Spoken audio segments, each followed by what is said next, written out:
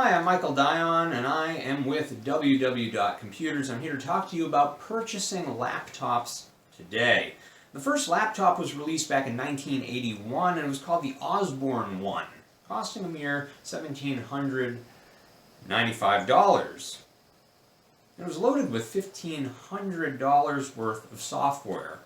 Now, if you put that in today's terms, it would cost somewhere around $6,000, and it would weigh only 24 pounds, which I don't want to put on my lap. Now, for you tech nerds out there, it came with a standard of 64K of RAM, 5-inch display, black and white, 2 floppy disks, drive, and a full-size keyboard. I mean, really, what else can you ask for in a laptop? You can play Oregon Trail, and that's really all you need, right? Now, thank goodness we have come a long way. In fact, laptops have not only become way more affordable, but the variety of laptops has also grown.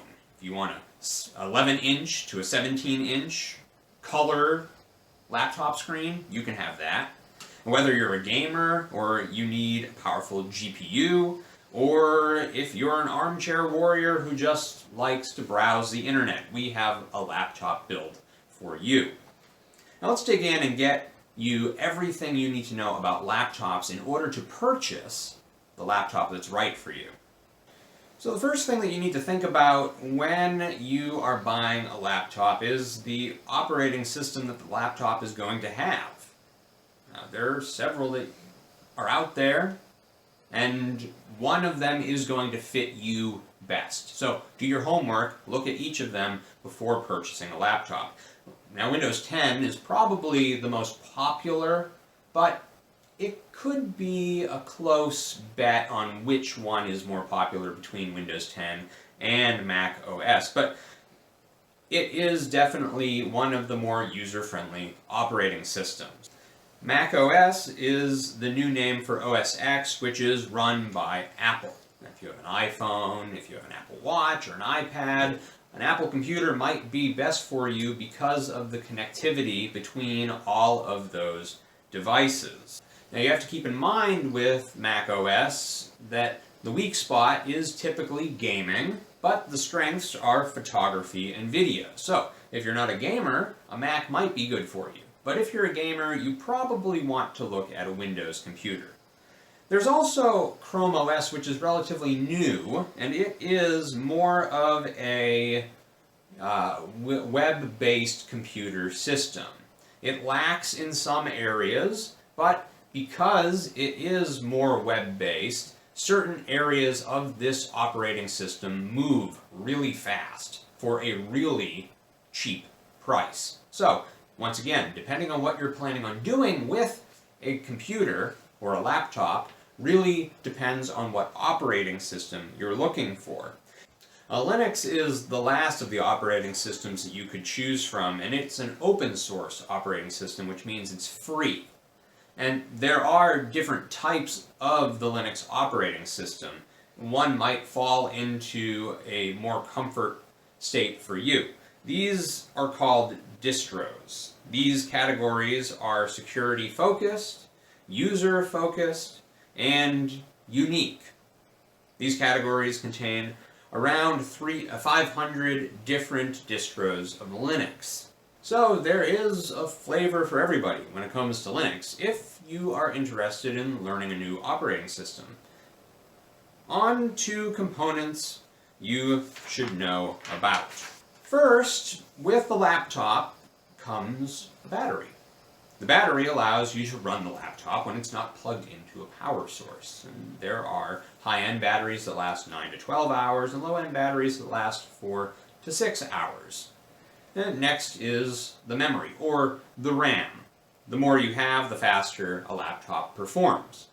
A laptop with 2 to 6 gigabytes offers basic performance, where 16 gigabytes is the high end for gaming laptops. The CPU or processor comes next. With high-end processors comes not only faster performance, but a higher price tag as well. Because, as you know, convenience comes at a higher price. If you're a gamer, you're probably going to look at an Intel Core processor or a AMD FX processor. Whereas if you are a standard laptop user, then an Intel Celeron and an AMD F processor is going to work just fine for you. Storage is next. Laptops use either a hard drive or an HDD or a solid-state hard drive, which is an SSD. There are also hybrid drives available because there are hybrid cars and there are hybrid everything, so why not also make hybrid computers? Now, your standard hard drive is going to work a little slower and cost a little less. A solid-state hard drive is going to run a lot faster and not cost that much more. Go with a solid-state hard drive. Your screen resolution would be next. Just like buying a TV, your screen resolution does matter. Now, you're probably not going to be watching your laptop screen as much as your TV, and unless you're streaming a whole lot of sports or movies or playing really in-depth games, your screen resolution might not matter that much to you. But if it does, then you could get an HD screen. You could get an Ultra HD screen. There are standard definition screens out there also. It just depends on what you want to pay for. Screen size is somewhere between 12 inches to 17 inches, depending on, once again, how big you want your laptop to be. There are also touch screens available, 2-in-1 laptops, hybrid laptops that become tablets. You can fold them flat. You can do just about anything with a laptop if you want to pay for it. Accessories you should have if you are going to bring your laptop to school or to work include these. A laptop case or a backpack to carry your laptop is probably a smart thing to do if you're going to carry a computer around that costs you several $100s or up to thousands of dollars. Protect it. Maybe also a battery backup, a power bank. Just like you might carry for your cell phone, a computer also could have a battery bank. Or just bring your power cord with you. But either way, make sure that you have enough power for your laptop, because the battery is going to get weaker the more you use it. A laptop stand is also a good investment. You can have a laptop lift at an angle so it's easier on your back and on your hands, and it also might keep your laptop cooler longer. Now let's talk prices. Less than $200 can get you a basic Chromebook. If you're just browsing the internet and doing homework, this might just be what you need. Lots of school systems have Chromebooks for this purpose.